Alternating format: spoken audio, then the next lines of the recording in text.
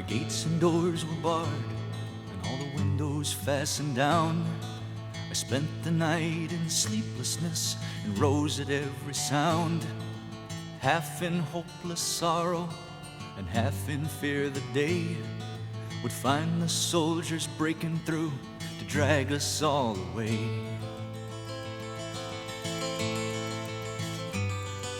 And just before the sunrise, I heard something at the wall.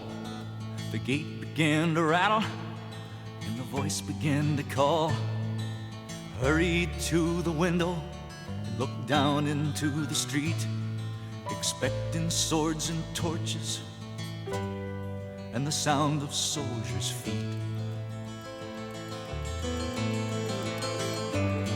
There was no one there but Mary, so I went down to let her in. And John stood there beside me as she told us where she'd been. She said they've moved him in the night and none of us knows where. The stone's been rolled away and now his body isn't there. We both ran toward the garden, then John ran on ahead.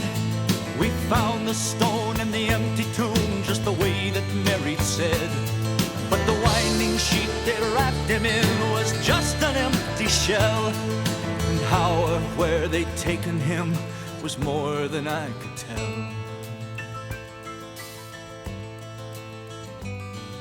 Well, something strange had happened there, but just what I did not know.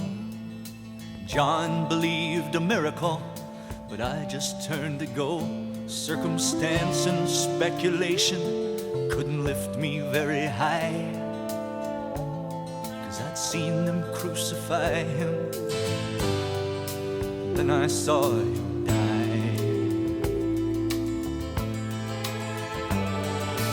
Back inside the house again, the guilt and anguish came. Everything I'd promised him just added to my shame. When at last it came to choices, I denied I knew his name. And even if he was alive, it wouldn't be the same. But suddenly the air was filled with strange and sweet perfume. Light that came from everywhere drove shadows from the room.